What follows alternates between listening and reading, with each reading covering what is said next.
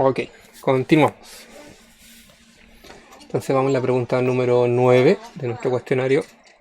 Acá nos pide escribir derechos de la primera generación, segunda generación y tercera generación. Además nos indica que esta materia debería estar en el cuaderno. Lógicamente no está en el cuaderno, así que la vamos a explicar ahora. Todos los derechos comienzan de la misma manera y todos en algún momento se enfrentaron a lo mismo, ¿sí? Entonces pues hay una generación, la primera generación de derechos, la segunda generación de derechos y la tercera.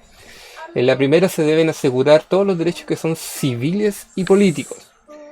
Y acá tenemos la libertad, la defensa, la propiedad. Entonces aquí podríamos poner en la primera generación todos los que nos definen como ciudadanos, partiendo por derecho a nacer, derecho a ser libre, libertad y ciudadanía. Ciudadanía. Estos son los de primera. Sin este derecho no puede existir ningún otro más, ¿sí? Los de segunda generación. Segunda generación.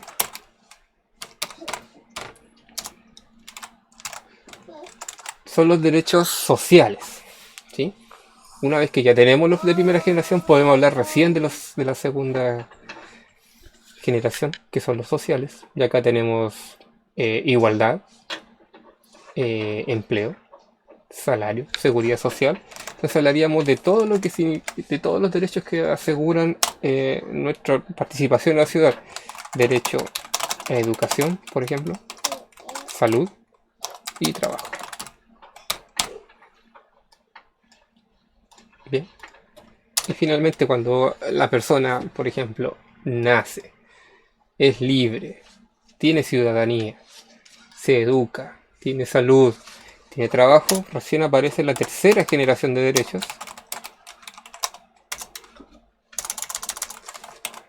Generación, que serían los derechos de los pueblos, o sea, como país, por ejemplo, paz, independencia.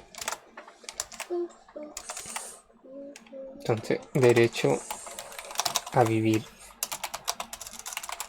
en paz, sin discriminación. Y podríamos agregar sin contaminación.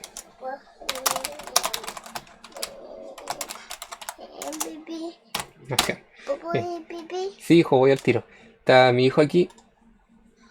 Voy a esperar un poquito. Continuamos. Bien, ahí tendríamos las tres generaciones de derecho, ¿sí? Podría existir una cuarta generación que ya viene ahora, que es el tema de todos los derechos digitales y de a la tecnología, por ejemplo, ¿sí? Bien, tendríamos la 9.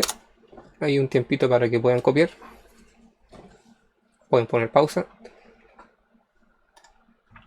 El Estado tiene el deber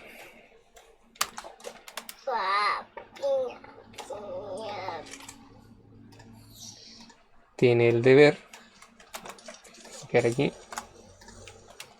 respuesta. El Estado tiene el deber de sostener la salud, educación y la seguridad social de los ciudadanos. Bien. Está mi campeón chico aquí jugando a un lado, espero que se escuche bien. Claro, canta nomás. Bien.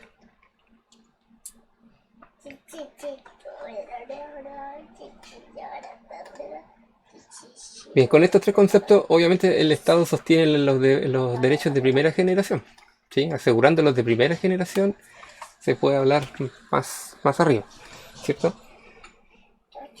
¿Qué deber tiene cada sujeto para exigir sus derechos? Es algo lógico. ¿Qué tenemos que hacer para exigir nuestros derechos.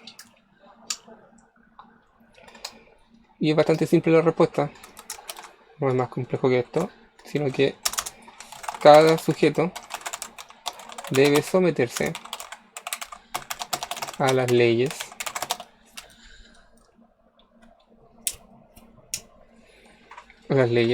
del país.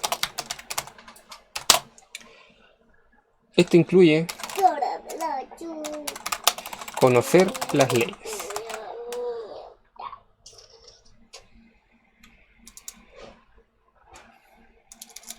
Vamos a agregar más palabras. Por ejemplo, incluye conocer, ejercer y denunciar en caso que no se cumpla.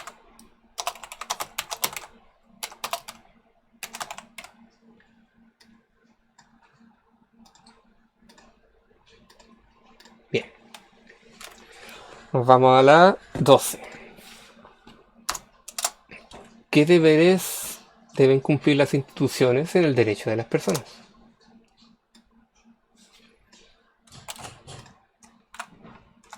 ¿Qué deberes deben cumplir las instituciones en el derecho de las personas?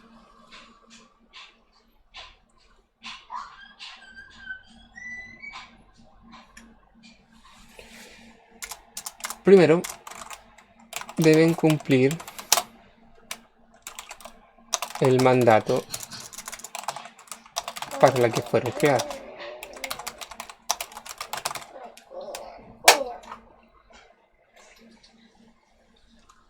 Y comprometerse a respetar los derechos ciudadanos. ¿Sí? Este mandato va a depender si es salud, educación, previsión social, etcétera. ¿Sí? Bien, parece bastante lógico, pero es importante porque las constituciones políticas son así de básicas. O sea, definen finalmente cómo debe funcionar cada institución sostenida por el pueblo. Vamos a la 13. Y aquí estaríamos hablando de los recursos de protección y recursos de amparo, ¿sí? Que son recursos que protegen a los ciudadanos en caso que alguien haya faltado algún derecho, ¿sí? Siempre escuchamos en las noticias, se va a aplicar un recurso de protección, o no, se va a aplicar un recurso de amparo. Hay otro recurso que es el de nulidad, pero ese no aparece en el concepto de este año, así que nos vamos a la página... Aquí está, en la página 31 del libro de asignatura. Bien. Aquí nos sale la definición que es un recurso de protección y que es un recurso de amparo. Vamos a ampliar la primera que nos pregunta, que es recurso de protección. Es aquella acción que la Constitución concede a toda persona que como consecuencia de actos ilegales ven amenazados sus derechos constitucionales. Entonces, y en comparación con la de amparo, concede a toda persona detenida, presa o arrestada. Significa que el recurso de protección se aplica a las personas inocentes, en cambio el recurso de amparo se aplica a personas que son culpables de un delito. Bien, entonces el recurso de protección es un recurso que se aplica a personas inocentes. En cambio el recurso de amparo es un recurso que se aplica a personas que cometieron un delito.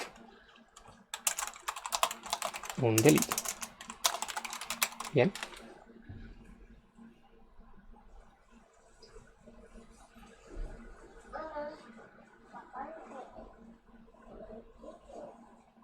Bien. Continúo. ¿Y cuál es el objetivo?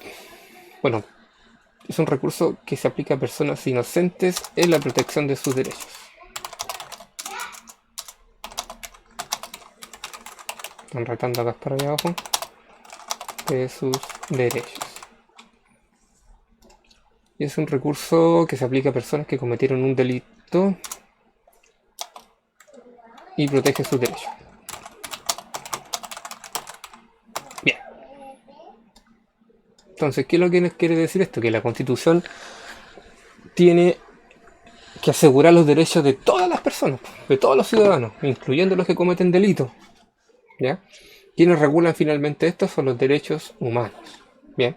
Por mucho que una persona haya cometido un delito, en Chile, por ejemplo, no existe la pena de muerte. ¿Ya? No se puede torturar. No se puede privar de derechos básicos. Y ahí entra, bueno, una discusión gigante. ¿Sí? ¿Qué pasaría si una persona, por ejemplo, cometió un delito? Pero ese delito, supongamos, fue robar. Robar. Y el Estado chileno le está aplicando un castigo por robo y homicidio, por ejemplo.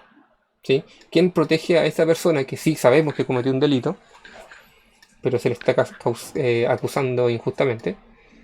Exactamente esto, ¿ya? Es un recurso de amparo. ¿Sí? En caso del recurso de protección, son todas estas personas que son inocentes. Por ejemplo, la inauguración de alguna industria o alguna fábrica que esté afectando los derechos de salud de las personas. Finalmente el Estado chileno propone un recurso de protección, cosa que la industria detenga su implementación o también su construcción. Y ahora vamos a los derechos digitales. Recuerden que estos derechos corresponden a los de cuarta generación. ¿Y qué derecho digital utilizas con más frecuencia? Estaba más arriba. Tenemos 5 propuestos en la página 32.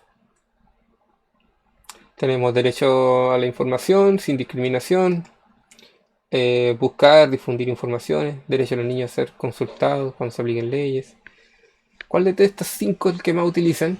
Hasta el momento en Chile lo que más hacemos es el acceso a la información sin discriminación. O sea, cualquier persona con un teléfono podría conectarse. Es por eso que existen estas redes Wi-Fi en las plazas de los pueblos.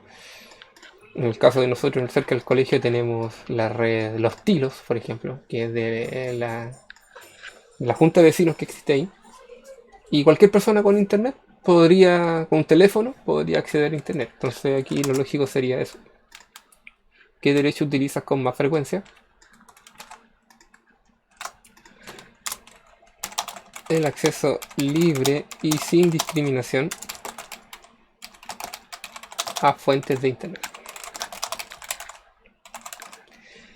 Ahí verá cada niño si lo ocupa para jugar, buscar información. Y en un principio todos comenzamos jugando.